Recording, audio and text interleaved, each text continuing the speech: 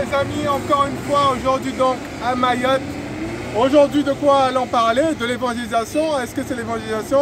Oui et non. La question aujourd'hui c'est de vous dire quand est-ce s'arrêter de faire l'évangélisation. On va donc parler aujourd'hui pas de faire l'évangélisation mais d'arrêter l'évangélisation, des limites de l'évangélisation.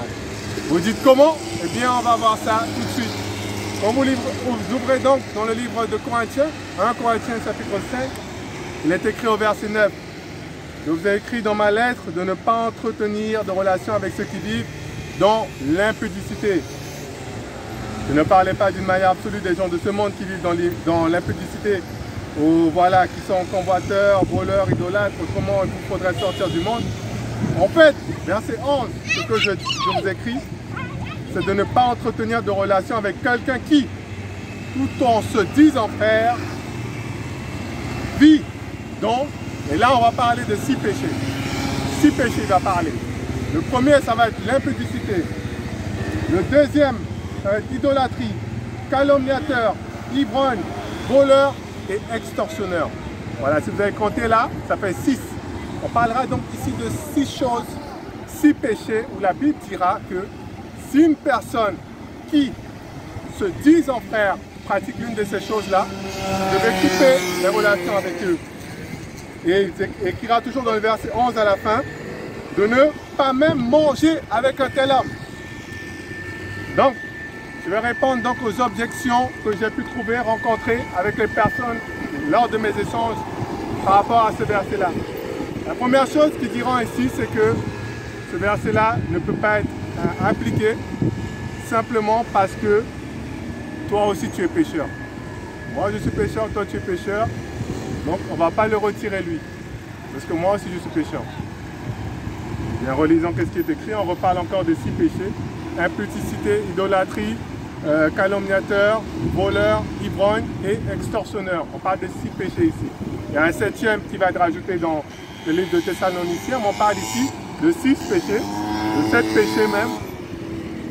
Pardon, si on prend tout le Nouveau Testament, on parlera simplement de 7 péchés que la Bible dira qu'il est interdit donc d'avoir des relations avec ce genre de personnes-là. Et donc, finalement, trouver quelqu'un donc qui ne fait pas ces 7 péchés-là, je veux dire, désolé, même dans le monde, je peux trouver des gens qui ne vivent pas dans l'un de ces 7 péchés-là. Et donc, respecter ces 7 critères-là ou ne pas être dans ces 7 critères-là, ce n'est pas quelque chose de la mer à boire. Donc oui, c'est possible de ne pas faire les 7 péchés-là. Et oui, je peux être pécheur tout en n'étant pas dans les 7 péchés. Donc l'idée de dire on n'est pas parfait, ça ne marche pas. On n'est pas parfait, mais est-ce que c'est tout le monde qui tue? Est-ce que c'est tout le monde qui fait la drogue? Est-ce que c'est tout le monde qui a plusieurs femmes? Non, non. Donc on ne parle pas de perfection. Arrêtez à chaque fois de dire l'idée de perfection alors qu'on ne parle pas de perfection ici. On parle simplement d'éviter de faire les 7 gros péchés là. On parle. Voilà. La deuxième chose, deuxième objection que les gens vont dire, c'est que non, tu sèmes la parole et c'est Dieu qui s'occupe, c'est pas à toi. Excusez-moi, mais ici encore une fois, c'est je vous ai écrit afin que vous n'ayez pas de relation avec une telle personne. Et il dira encore dans un autre passage qu'il faudra chasser le méchant du milieu de vous. Il n'a pas dit laissez Dieu faire et Dieu va retirer. Il a dit c'est à vous de le faire, à vous de vous séparer ou à vous de le mettre dehors. Donc, deuxième objection, désolé, c'est écrit c'est à vous de le faire. L'idée de dire c'est Dieu, ça ne marche pas encore une fois. Troisième objection que j'ai pu entendre aussi. Mais là, il est un peu plus fin, mais vous restez attentifs et vous allez comprendre. C'est de dire que, en fait,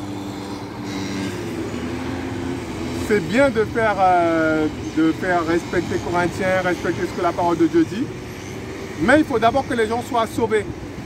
Donc, on fait d'abord l'évangélisation, jusqu'à ce que les personnes soient sauvées, ou du moins qu'on considère comme sauvées.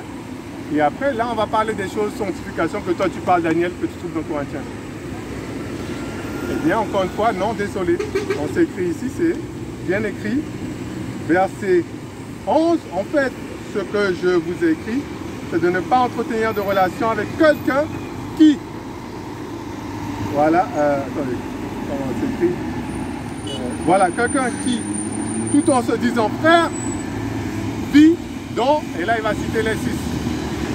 Donc si quelqu'un se dit frère et vit dans les 6, eh bien on applique directement 1 Corinthiens 5. C'est pas chercher à nous de savoir est-ce qu'il est sauvé ou est-ce qu'il n'est pas sauvé. C'est pas ce que Dieu nous demande. Dieu nous dit simplement, est-ce qu'il se dit frère? Il se dit frère, on applique ce verset-là.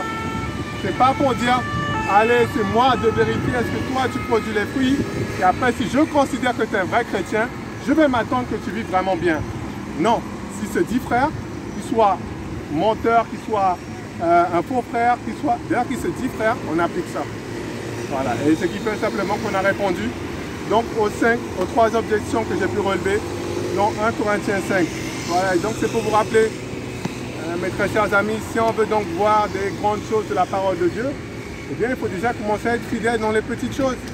Et si Dieu dit de se séparer, eh bien séparons-nous. Voilà, séparons-nous pas. Séparons-nous, voilà. Et pour appliquer ce qui est écrit dans la parole de Dieu, et nous verrons après les grandes choses se passer, et Dieu confirmer sa parole. Et je rajoute aussi à ceux qui veulent, je dirais quand même 2 choses à ceux qui refusent de croire ce que j'ai pu dire. Que à mon avis, il y a une négligence de la part de votre part pour la parole de Dieu. C'est que soit vous êtes ignorant, et maintenant je vous l'ai dit, vous ne l'êtes plus. Et si vous continuez là-dedans, c'est que vous n'accordez pas d'importance à la parole de Dieu. Et ça c'est vous. Vous en fichez en fait de ce que la parole de Dieu dira. La deuxième chose que je dirai aussi, c'est que bien, si vous vous en fichez de la parole de Dieu, Dieu aussi après peut s'en ficher de vous. Eh oui, vous allez relire le livre de Proverbes, commencez au tout début, la sagesse dira que comme tu as méprisé la connaissance, méprisé la sagesse, eh bien moi aussi je me moquerai de toi. Quand tu vas m'appeler, je ne vais pas te répondre aussi. Préparez-vous aussi si vous mettez avec ceux qui font le péché, mettez ensemble avec eux. La Bible dit non, c'est 7 gros péchés, c'est non. Vous voulez rester avec eux. Le jour où la colère de Dieu tombe, vous serez aussi là-dedans. Rappelez-vous l'histoire d'Akan. Rappelez-vous toutes les histoires. Même l'histoire d'Akan était tellement forte que, une fois que l'autre partie là, qui était de l'autre côté de Jordan, est retournée, qu'ils ont voulu faire leur statue là et tout, leur truc là et tout pour se souvenir des choses, le peuple est reparti directement. Il a dit non, vous n'allez pas faire, vous n'allez pas quitter le vrai Dieu d'Israël. Parce que si vous faites des choses après, c'est nous tous qui allons ramasser. Donc non. Et ça, ils avaient compris. Donc c'est pour vous rappeler cela. J'encourage l'unité. Pour moi, quand la base est là, les choses de la Bible sont là. J'ai l'unité avec le maximum de chrétiens, même si on n'est pas d'accord sur tout. Mais si la base est bonne, on est là, je suis prêt à travailler. Mais quand il faut se séparer, et ce n'est pas des choses compliquées, qu'on demande, on va se séparer. Voilà. Parce qu'au moment où l'ennemi frappe, comme je dis toujours, s'il peut trouver une manière de te frapper, il ne va pas aller doucement, il va te frapper au maximum quand il peut te frapper, jusqu'à ta destruction, s'il le peut même. Rappelez-vous l'histoire avec Job, hein? Il a cherché le maximum comme il pouvait pour tuer Job, mais Dieu l'a dit quand même, voilà, tu vas jusque là, jusque là. Voilà, donc c'est ça les amis. Encore un rappel de la Bible, la parole de Dieu, l'évangélisation, un sujet que vous n'avez peut-être pas pensé. Voilà, c'est ça. Donc aujourd'hui, Kaweni, voilà, vous voyez toujours dans l'action. On est là, et on continue toujours. Voilà, soyez bénis. Faites comme ça. Ok, à plus.